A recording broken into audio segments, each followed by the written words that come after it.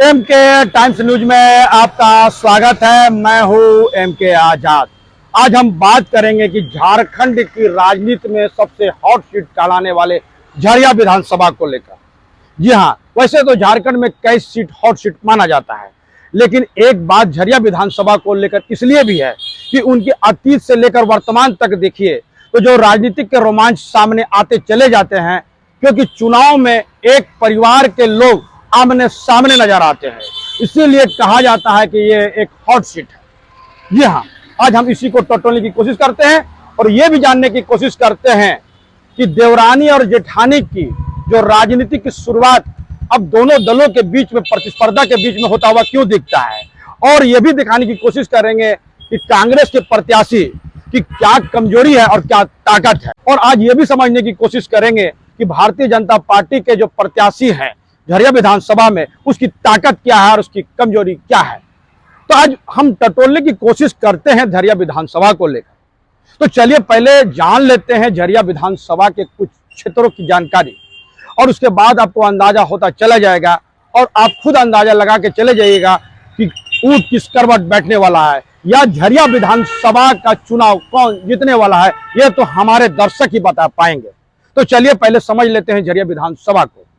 झरिया विधानसभा में मजदूरों की राजनीति और मजदूर यूनियन की राजनीति यहां बड़ी अहम मानी जाती है, और इसी के इर्द गिर्द वहां की राजनीति घूमता हुआ नजर आता है। और श्रमिकों की जो यूनियन की राजनीति वहां खासा प्रभाव रखता है। जो इसमें दखल रखेगा वो बाजी मार लेगा, ऐसी बातें पूरी तरह से कोलांचल में एक फेमस बात है। तो सबसे पहले मजदूर और मजदूर का यूनियन, और इसी को लेकर राजनीति की शुरुआत झरिया विधानसभा में उसके वर्चस्व के साथ साथ पूरे तरह से हॉट सीट उनको बना देता है। और जनता मजदूर संघ की जो श्रमिक यूनियन है उसका लेकर भी एक वर्चस्व की कहानी शुरुआत होती है, जो आज तक दो भागों में बढ़ता हुआ के साथ साथ झरिया विधानसभा एक नया आयाम देता हुआ नजर आता है। बताया जाता है कि झरिया विधानसभा में प्रमुख मुद्दे जो है वो है विस्थापन और पुनर्वास को लेकर, और सबसे बड़ा समस्या जो है वो प्रदूषण को लेकर। और प्रदूषण के साथ साथ पानी की समस्या इसलिए भी महत्वपूर्ण है क्योंकि जिस तरह से आउटसोर्सिंग कंपनियां लगातार उत्खनन करते चली जाती है और पानी नीचे चला जा रहा है, तो एक बड़ी समस्या पानी को लेकर भी है। यानी पुनर्वास और साथ साथ विस्थापन और पुनर्वास, प्रदूषण और पानी की समस्या वहां सबसे बड़ी अहम समस्या मानी जाती है। यानी जो राजनेता या जो नेता इसको साधने की कोशिश करेगा, बाजी उनके तरफ होती हुई दिखेगी। यह है झरिया को। अब चलिए झरिया के एक राजनीतिक इतिहास को भी टटोल लेते हैं। करीब 4 दशक से सिंह मेंशन का कब्जा वहां पर जरूर हुआ, और इसके इर्द गिर्द सारा कुछ ताना बाना राजनीति में भी उदेक गए। तो सबसे पहले जान लीजिए कि 2009 तक सिंह मेंशन के तमाम जो लोग हैं, यानी उनके पूरे परिवार 2009 तक एकजुटता के साथ राजनीति की और चुनाव भी लड़े। लेकिन 2009 के बाद दोनों का रास्ते अलग अलग हो गए। बताया जाता है कि इसी बीच दो ध्रुवी बनी गई, एक सिंह मेंशन के रूप में जाना जाने लगा और दूसरा रघुकुल के नाम से फेमस होता चला गया। आज हमारा इशू सिर्फ और सिर्फ राजनीति है, तो आज हम इसी को टटोलते हैं।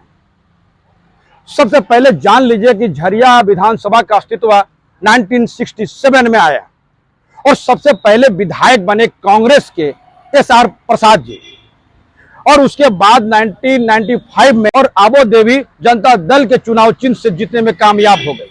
चलिए इसको भी टटोल लेते हैं। आबो देवी का नाम आते ही उनके पति राजू यादव को जानना जरूरी होगा, क्योंकि राजू यादव की राजनीतिक पकड़ इस कदर थी कि उनकी हत्या के बाद लालू प्रसाद ने बड़ी अच्छे से राजनीति को टटोला, और वो जानने में कामयाब हो गए कि इस वक्त राजू यादव की हत्या के बाद राजनीति में उनकी जो सिंपैथी है उसको भंजाने की जरूरत है। और इसी के साथ आबो देवी को और लालू प्रसाद ने उनको टिकट दिया और वो जीत गई और मंत्री तक बनी।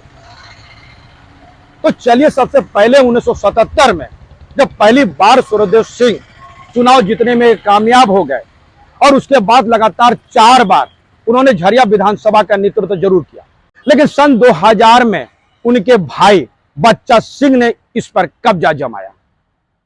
तो कहा क्या जाए, उसके बाद लगातार 2004 और 2009 में कुंती सिंह यानी सूर्यदेव सिंह की पत्नी ने विधानसभा का नेतृत्व किया और उसके बाद फिर एक नई राजनीति शुरुआत हुई। उसके बाद एक नई शुरुआत हुई 2014 में, यानी 2004 और 2009 में जब कुंती सिंह सूर्यदेव सिंह की पत्नी ने नेतृत्व किया तो 2014 में इसलिए भी महत्वपूर्ण हो जाता है क्योंकि संजीव सिंह सूर्यदेव सिंह को पुत्र को भारतीय जनता पार्टी ने उम्मीदवार बनाया और दूसरी तरफ उनके भाई नीरज सिंह को कांग्रेस ने उम्मीदवार बताया।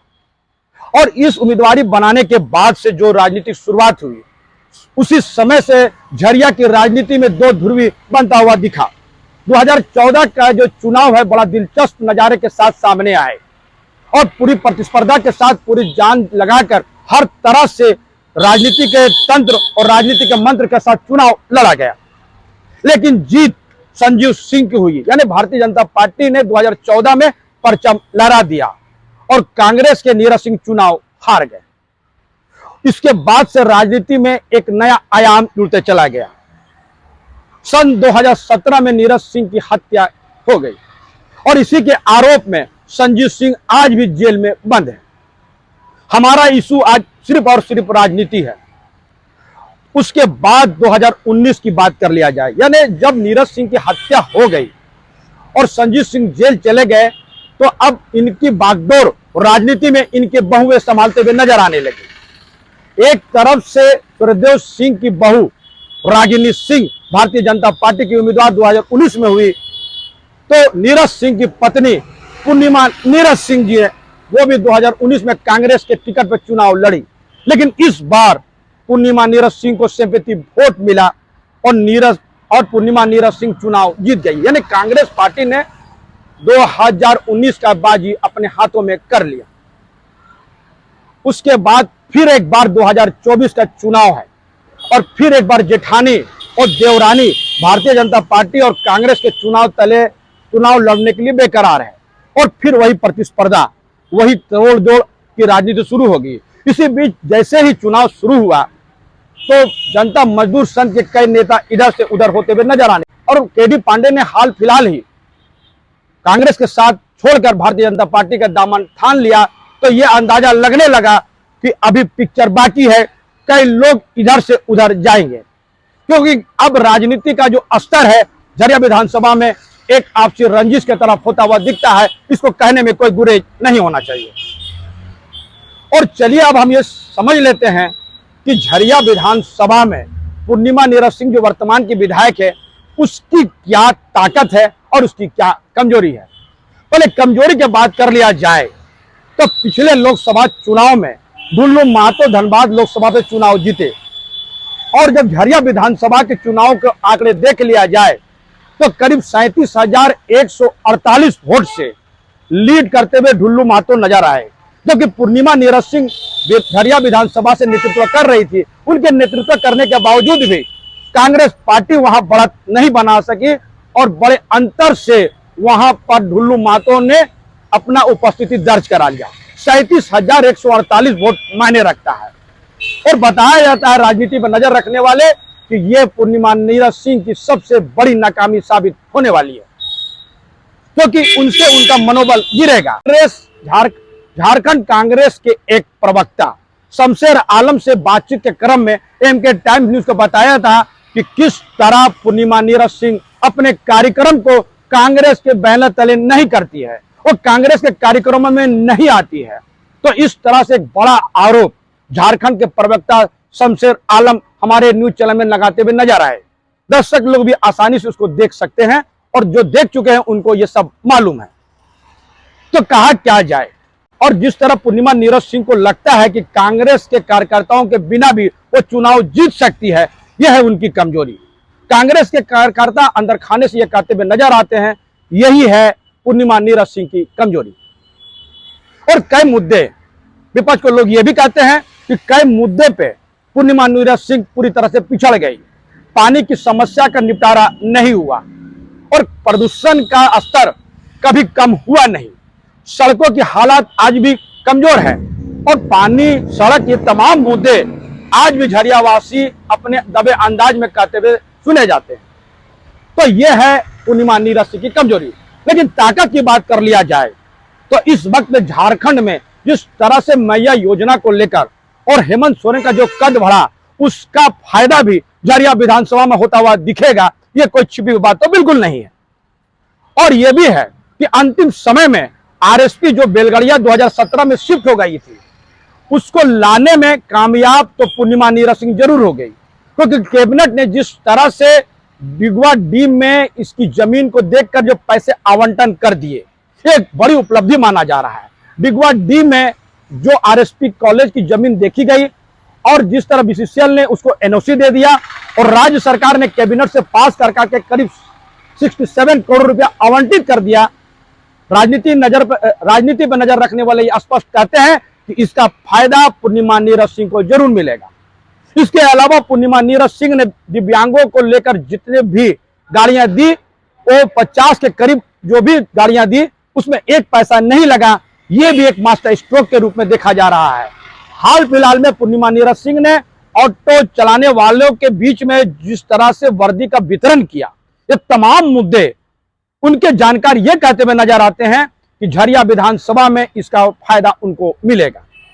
एक तरफ हेमंत सोरेन और कांग्रेस पार्टी जो देश की सबसे बड़ी पुरानी पार्टी है, उसका साथ पूर्णिमा नीरज सिंह की ताकत जरूर है। तो चलिए अब दूसरी तरफ टटोल लेते हैं रागिनी सिंह को लेकर। 2019 में मात खाने के बाद रागिनी सिंह लगातार राजनीति में अपनी पकड़ बनाने के लिए पूरी तरह से मुस्तैद नजर आई। हर कार्यक्रम में बढ़ चढ़ के हिस्सा लेते हुए नजर आई। चाहे वो राजनाथ सिंह के कार्यक्रम जब झारखंड में खासकर धनबाद में हुई तो बड़ी सक्रियता निभाई। इसके अलावा अमित शाह जी का कार्यक्रम हो या बड़े नेताओं के कार्यक्रम है, पूरी तरह से रागिनी सिंह ने उसमें बढ़ चढ़ के हिस्सा लिया। अलबत्ता वो पढ़ी लिखी नहीं है, जिसका फायदा पूर्णिमा नीरज सिंह को होता हुआ दिखता है।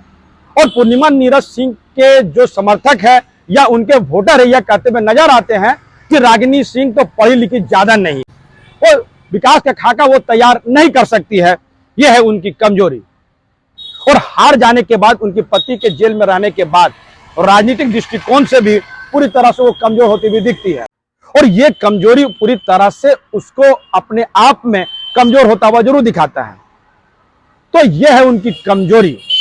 और जिस तरह से झारखंड में भारतीय जनता पार्टी का भगदड़ नजर आने लगा, यानी टिकट बंटने के बाद जिस तरह से भारतीय जनता पार्टी के कई कद्दावर लीडर भारतीय जनता पार्टी को छोड़कर झामुमो में शामिल होते चले गए, तो एक कयास लगाने लगा कि भारतीय जनता पार्टी सत्ता नहीं पा रही है।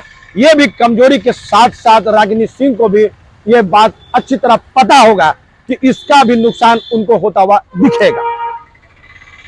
तो ताकत के बारे में जान लीजिए। भारतीय जनता पार्टी एक कैडर बेस्ड पार्टी मानी जाती है और बड़े पैमाने पे जनता मजदूर संघ में उनकी भी पकड़ है। और जिस तरह केडी पांडे जैसे नेता भी जब उनके पाले में चलते चले गए, तो राजनीति पर नजर रखने वाला ये कहते हैं कि यूनियन की लड़ाई में वो इस बार भारी होती हुई दिखती है। और तो और बड़े नेताओं का भी आशीर्वाद जो है रागिनी सिंह को प्राप्त है। उनके पास विजन है कि नहीं, ये तो झरिया विधानसभा के लोग बताते हुए नजर आएंगे। तो चलिए आज हम अपने तरह से आज टटोलने की कोशिश किए कि दोनों के बीच में ताकत क्या है और कमजोरी है। ये हमारा अपना एनालिसिस है, एमके टाइम्स न्यूज का अपना एनालिसिस है। इस एनालिसिस से जो बात सामने आ रही है वो बात मैंने आप लोगों के सामने रखा है। अब जनता तय करेगी कि इसकी क्या ताकत है, क्या कमजोरी है। आने वाला वक्त पता चलेगा कि 2024 का चुनाव की बाजी कौन जीतेगी, यानी विधानसभा में सेहरा किसके माथे बंधेगा। लेकिन राजनीति में जो अखाड़े पेश हो रहे हैं, जो नजारे पेश हो रहे हैं, जनता कहती है कि पिक्चर अभी बाकी है। तो हमारा ये न्यूज आपको कैसा लगा, अपने कमेंट्स बॉक्स में जरूर कमेंट्स करें। और जिन्होंने अभी तक हमारे न्यूज को सब्सक्राइब नहीं किया, उसे विनम्र निवेदन है कि सब्सक्राइब जरूर कर दे। नमस्कार।